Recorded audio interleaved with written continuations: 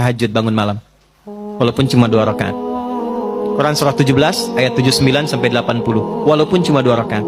Tugas Bapak Ibu tidak mudah. Kadang-kadang butuh petunjuk dari Allah. Kadang dari mimpi, kadang Allah jalankan orang lain memberikan informasi, dikumpulkan kita kontemplasi. Kalau bukan petunjuk Tuhan mustahil. Kata Allah, bangun malam, wa minal laili fatahajjad bi nafilatallah. Aku berikan 4 hal. 1, asa ayyab'atsaka rabbuka maqaman mahmuda. Kalau engkau konsisten, aku bimbing karirmu ke tempat kedudukan terbaik dan terhormat yang orang lain memuliakannya. Kan ada orang dapat posisi tinggi tapi orang lain belum tentu respect kan? Kalau Tuhan sudah respect, siapa yang bisa mencegah orang lain untuk merendahkannya? Bangun konektivitas itu, kata Allah, aku bimbing dia dengan cara terhormat di posisi terbaik dan orang semua hormat. 2, ini yang mahal. Wa qur rabbi adkhilni mudkhala sidqin. Akan dibimbing menjalani kegiatannya dengan cara yang terbaik. 3, wa akhrijni mukhrajas sidqin. Kalau ada persoalan, aku berikan solusi dengan cara yang paling terbaik. Yang keempat yang paling dibutuhkan. Wa ja'alli min ladunka sultanan nasira. Kalau ada yang usil dengan jabatannya pun, ingin menjahili, menyingkirkan, menyungkurkan, ini fitrah kata Quran. Semakin tinggi jabatan, semakin besar tantangan. Kata Allah, aku yang akan langsung menolong hambaku itu. Allah yang langsung menolongnya tanpa perantara siapapun. 4. Yang terakhir saya tutup, ada ketakwaan sosial. Hubungan dengan kita semua. Hubungan dengan kita sesama. Itulah yang kita beri nama silaturahim. Maka pindah ayatnya ke ayat pertama di surah yang keempat. Dengan kalimat nas, pembukanya sama. Ya ayyuhan nas. Hei semua manusia. Tuh, balik lagi. Laki-laki, perempuan, bapak ibu dari manapun. Ittaqu rabbakumul ladzi khalaqakum. Tegaskan lagi, tingkatkan takwamu kepada Rabbmu. Takwanya apa di sini? Kalau yang tadi spiritual, yang ini beda. Alladzi khalaqakum min nafsin wahidah wa khalaqa minha zaujaha. Yang telah mencipta engkau dari bapak yang sama, dari satu ibu yang sama. Maksudnya apa? Kalaupun kita beda keyakinan, membangun hubungan baik dengan sosial, setidaknya samakan di satu persepsi berasal dari bapak yang sama, Adam alaihissalam. Jadi kalau nggak sepakat di nilai-nilai keyakinan spiritual, sepakatlah di nilai kemanusiaan yang sama. Karena itu jangan batasi pergaulan sosial kita hanya dengan yang muslim saja. Kalau pengajian, silahkan yang muslim, yang lain punya acara lain. Tapi kalau nilainya sama-sama yang sifatnya sosial, bakti sosial, kegiatan umum, libatkan semua sehingga merasakan kenikmatan yang sama. Minimal kita sepakat dari satu bapak yang sama. Janganlah, dia kafir, nggak boleh. Ya? Dia nggak sama keyakinannya, nggak boleh. Tempatkan dalam satu hal yang sama. Bukankah Quran begitu bijak? Ya? Bukankah Quran begitu indah? Ketika menempatkan pada nilai spiritual, eksklusif. Ketika nilai-nilai itu sosial, buka. Wabatha minhuma rijalan katsiran wa nisaa. Setelah itu lahirlah keturunan-keturunan menyebar, lelaki perempuan. Dalam pergaulan itu boleh jadi ada khilaf yang membuat pergaulan dan hubungan menjadi kusut. Maka turunlah kelengkapan ayatnya.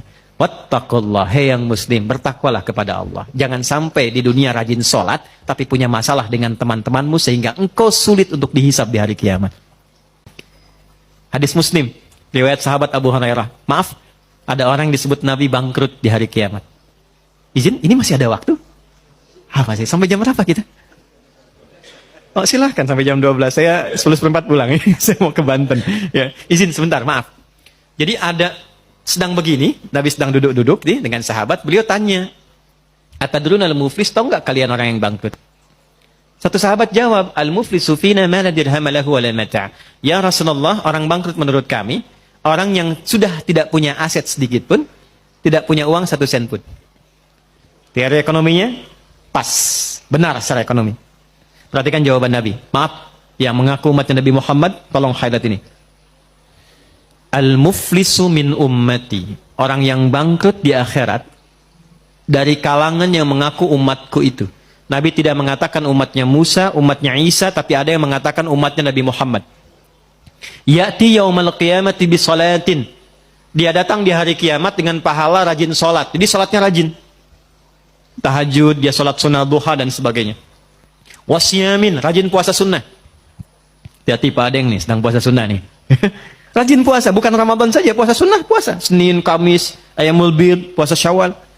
Wa zakatin, nggak telat zakat. Bahkan disiapkan sebelum waktunya.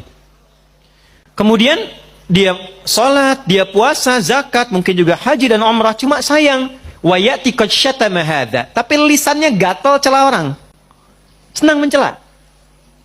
Ya, mencela itu sekarang lisan turun ke tangan tuh. Turun ke tangan. Ada ayatnya, al-yauma nakhtimu ala afwahim wa tukallimuna aydihim. Sekarang itu ayat Yasin itu berlaku. Kadang orang mencela, lisannya diam tapi tangannya itu komen. Hah? Tangannya komen kan? Sudah mulai sekarang ya. Tinggalnya di Singaparna tapi statusnya nyampe Singapura kan? Hah? Tungguin gitu kan? Dan terlibat di situ. Itu pembuktian terbaik sekarang, muncul sekarang. Dan masalah paling banyak kan sekarang, Pak ya? ITE yang banyak diadili itu. Ya. Wa qadzafa hadza, suka nuduh dengan bukti yang tidak ada. Maaf, wa daraba hadza, senang berkelahi. Puncaknya wasafaka dama hadza. Ada yang menumpahkan darah, membawa nama agama dengan jalan yang tidak benar. Tembak sana, bom sana, dor, Allahu Akbar, Allahu Akbar. Dan itu oleh Nabi jauh-jauh diingatkan.